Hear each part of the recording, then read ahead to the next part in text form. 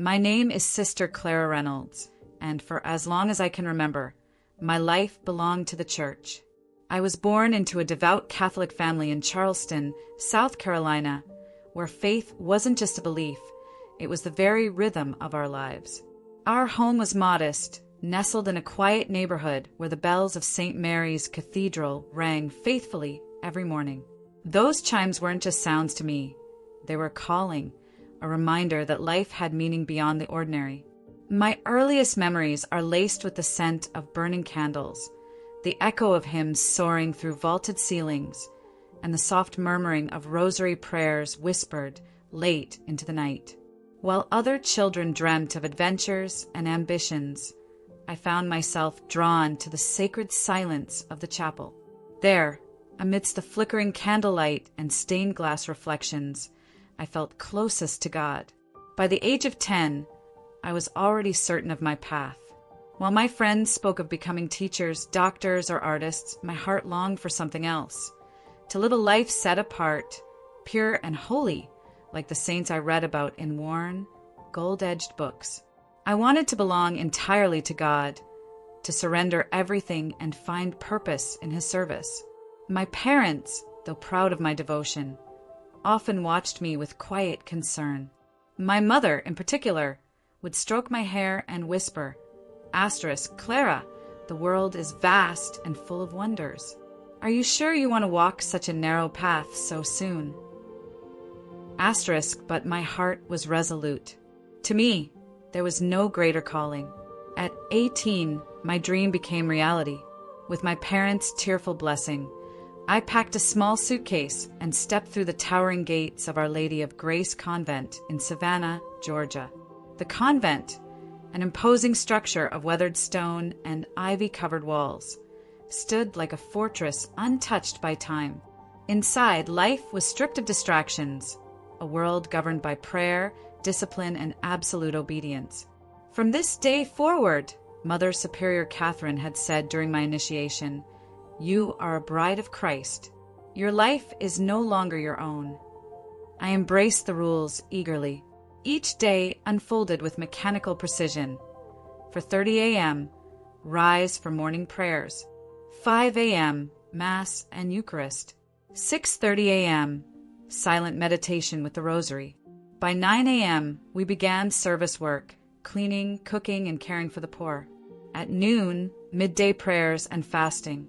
3 p.m., study of catechism and sacred traditions. 6 p.m., confession, vespers, and more prayers. By 8 p.m., lights out and silence blanketed the convent until dawn. Every moment was accounted for. No distractions, no personal desires. Faith was not to be questioned, only obeyed. For years, I lived in peaceful ignorance, believing every ritual, every whispered prayer, every kneeling confession was sacred and true.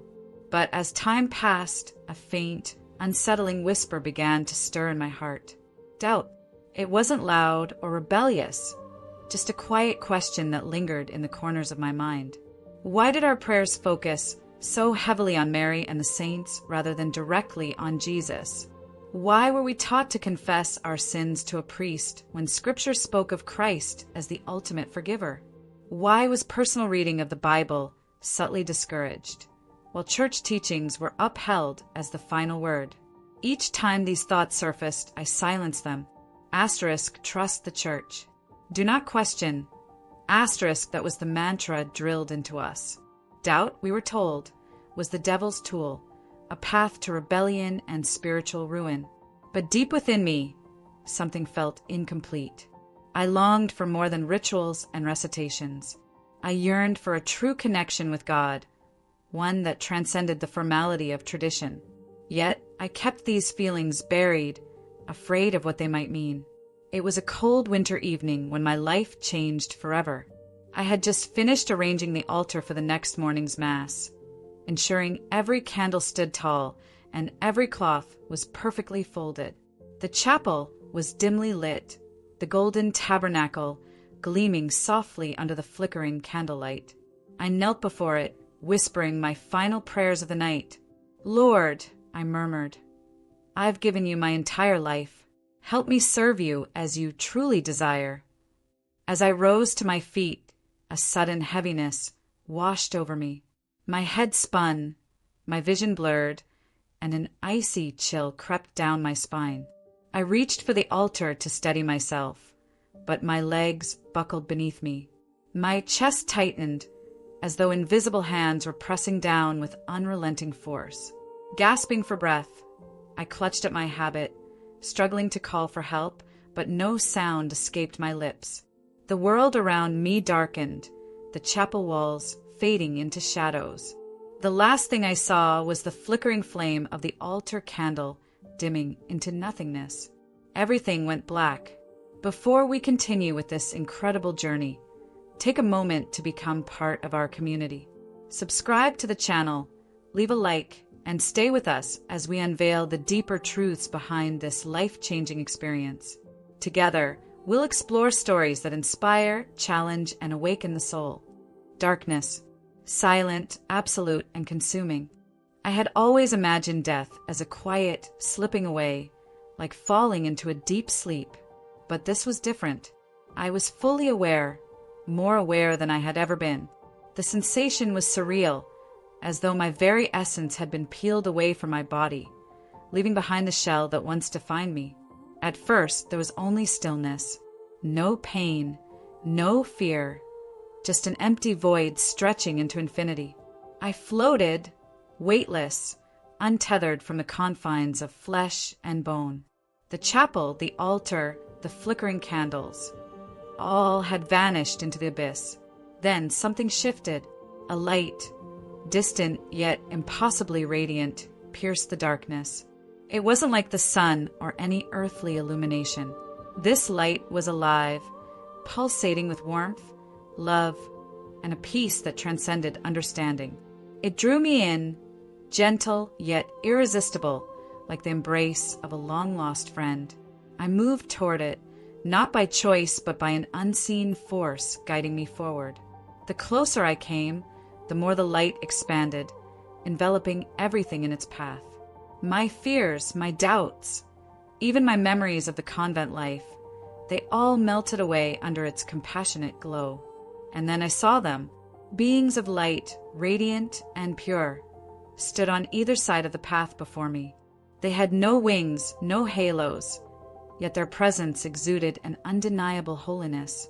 They didn't speak, yet I understood their message with perfect clarity. You are known. You are loved. You are safe. Tears welled in my eyes, if I could even call them that, for I was no longer bound by the frailties of my earthly form. For the first time in my life, I felt whole, complete, and utterly at peace. But the journey was far from over. The light ahead grew brighter, its brilliance reaching into the core of my being. I knew instinctively that beyond it lay the answer to every question my soul had ever pondered. This was not the end, it was the beginning of something far greater. The light called, and I could not resist. With a heart stripped of fear and filled with longing, I surrendered to its pull, unaware of the revelation that awaited me just beyond the veil of mortality. Stay with us as we continue this extraordinary journey. And remember, if you'd like to be featured in our next video with a special message, leave a comment with your name, your city, and a like. Imagine hearing your name shared with thousands. A small moment of recognition in a community that grows stronger with every story we share. The moment I crossed the threshold of light, everything changed. Time, as I had known it, dissolved into nothingness. I was no longer bound by seconds or minutes. Instead, I existed in an eternal now, where every heartbeat of existence resonated with meaning and clarity. The light embraced me, not as something external, but as a presence that filled every part of my being. It wasn't just light, it was love, pure and unfiltered. The kind of love that sees every flaw, every failure, and embraces you anyway, without hesitation or condition. Within this radiance, memories unfolded before me, not as mere recollections, but as living moments. I saw my childhood in Charleston, my mother's gentle hands braiding my hair, my father's quiet strength as he knelt beside me in prayer. I relived my first day at the convent, the nervous excitement, the whispered vows, the certainty that I was walking the path God had set for me. But then the visions shifted. I saw myself performing rituals, reciting prayers, attending Mass after Mass, all the outward signs of devotion. Yet, alongside these images, I felt an ache deep within my soul. It was the ache of emptiness, of going through motions without truly connecting to the heart of God. The realization hit me like a tidal wave. I had mistaken routine for relationship, duty for devotion. Tears, or something like them, flowed freely as I stood exposed before the light, stripped of pretense and pride. And then he appeared, Jesus, not as a painting, statue, or distant figure from Scripture, but as a living, radiant presence. His eyes, deeper than oceans and warmer than the sun, met mine, and in that gaze I saw everything: love, truth, mercy, understanding. Clara, he spoke, not with words, but with pure knowing. You sought me with sincerity, but you settled for shadows when I longed to give you light. You followed tradition, but I desired your heart. I collapsed, overwhelmed by the weight of his words, not words of condemnation, but of awakening. Every prayer I had ever whispered, every sacrifice I had made, suddenly felt hollow compared to the vibrant reality of his presence. Do you wish to know me truly? He asked, extending his hand. Without hesitation, I reached out. The moment our hands touched, a flood of understanding washed over me. Truths I had overlooked, scriptures I had read but never grasped, the very heartbeat of the gospel. It was never about rituals or routines. It was about relationship. In that moment, I knew my life could never remain the same. The path ahead was uncertain, but one thing was clear. I had been given a truth too powerful to keep to myself. The journey continues and the revelations deepen. Stay with us as we uncover what lies beyond the veil. And if you want to be part of this community, comment your name, your city, and leave a like. Imagine hearing your name in our next video, a moment of connection shared with thousands, reminding us all that we are seen, known, and valued. As I stood before Jesus, the brilliance of his presence illuminated more than just my surroundings. It revealed the true state of my heart. Every ritual, every act of devotion I had performed was laid bare, and I saw how often I had mistaken religious duty for genuine connection. Jesus didn't speak in condemnation, but in compassion. His gaze held a sorrowful love, as if he mourned the years I had spent striving for him without truly knowing him. Clara, he said gently, asterisk, I never sought your perfection, only your heart. Asterisk. In that moment, I realized how easily we can lose ourselves in the framework of faith while missing its foundation. I had honored the institution, but neglected intimacy with the one it was meant to glorify. Jesus reached out, and as his hand touched mine, an overwhelming peace washed over me, a peace deeper than any prayer had ever granted. Return, he whispered, and tell them. Tell them that I am the way, not tradition, not ritual, but me. Stay with us as this revelation unfolds. And if you'd like to be part of our next video, comment your name, your city, and leave a like. Imagine hearing your name shared with thousands, a reminder that every story, including yours, matters. The light around us began to dim, but the clarity within me only grew stronger. Jesus stood before me, his eyes filled with both urgency and love.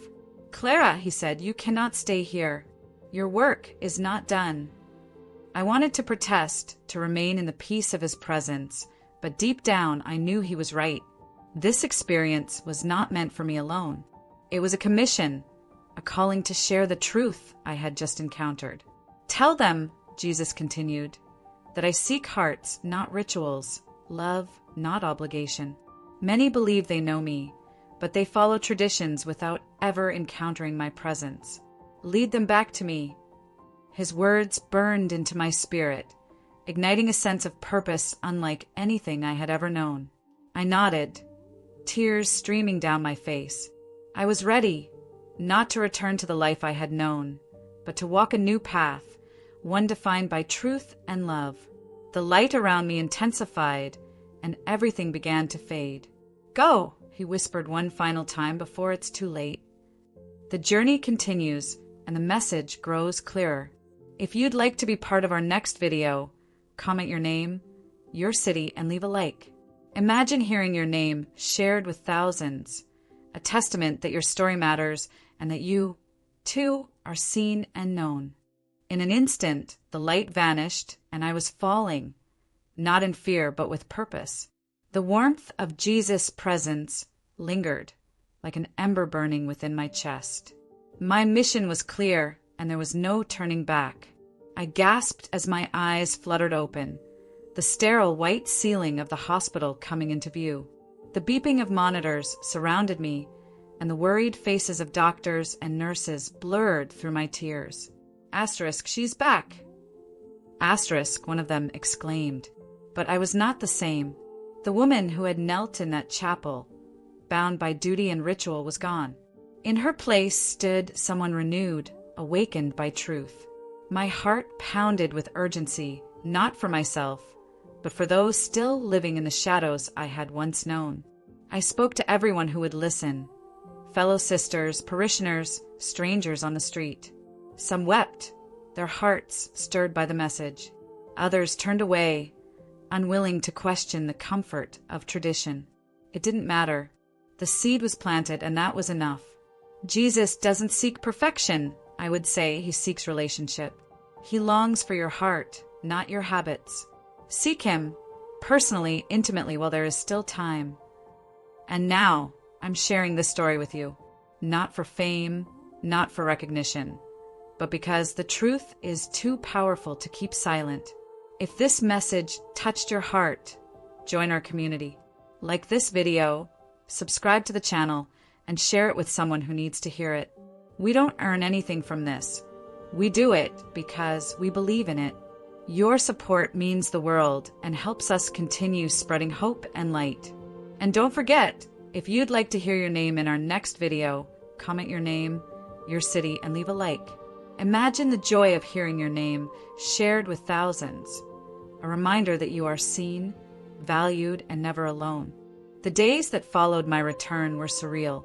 It felt as though I had been given new eyes, not just to see the world around me, but to understand the deeper reality beneath the surface. Every face I passed on the street, every bowed head in prayer, every flickering candle in the chapel spoke of longing, a longing for truth, for connection, for something more than rituals and routine. I knew now what had been missing, not just in my life, but in the lives of so many around me. It wasn't the absence of devotion, we were devoted. It wasn't the lack of prayer, we prayed daily. It was the heart behind it all, the relationship with Jesus that transcended the walls of any church or convent. A relationship not built on obligation, but on love, intimacy, and surrender. I returned to the convent, not to resume my old life, but to share what I had seen. I spoke quietly at first, to sisters I had known for years, women who had dedicated their lives to God, yet whose eyes, like mine once had been, were clouded with exhaustion and duty. Some listened, tears pooling as they recognized the same hunger within their own hearts. Others recoiled, clinging to the safety of tradition, unwilling to question what had been their foundation for so long. "Sister Clara," one whispered, "are you saying everything we've done, everything we've sacrificed was for nothing?" I took her hands in mine, feeling the warmth of her trembling fingers. "No," I replied softly, "not for nothing. Every step brought us here, to the edge of true surrender. But now he calls us deeper, not to abandon what we've known, but to go beyond it, to seek him, not through rituals, but in spirit and in truth." It was not an easy message to share. Many turned away, unwilling to trade comfort for conviction. But I understood. Change is frightening, even when it leads to freedom. So I expanded my reach.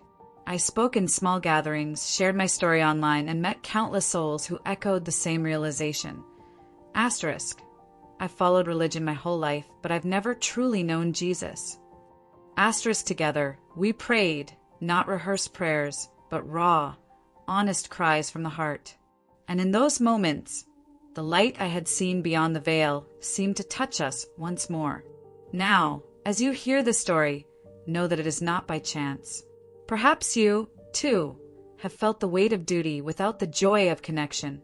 Perhaps you've questioned if there's more, if faith could be deeper, more alive. I am here to tell you, yes, there is more. Jesus waits, arms open, not with judgment, but with love. Seek him, not just in buildings or books, but in the quiet of your heart. Speak to him, listen for his voice, and you will find the peace that surpasses understanding. But the journey doesn't end here. There's another chapter waiting. One that could be the revelation your heart has been longing for. Click the video appearing on your screen right now and let the next message transform your perspective. And before you go, if this story has touched you, if you feel the stirrings of something greater within, take a moment, like this video, and comment Amen. It's more than just a word. It's an agreement with the truth, a step toward the blessings waiting for you. Stay blessed and keep seeking. The best is yet to come.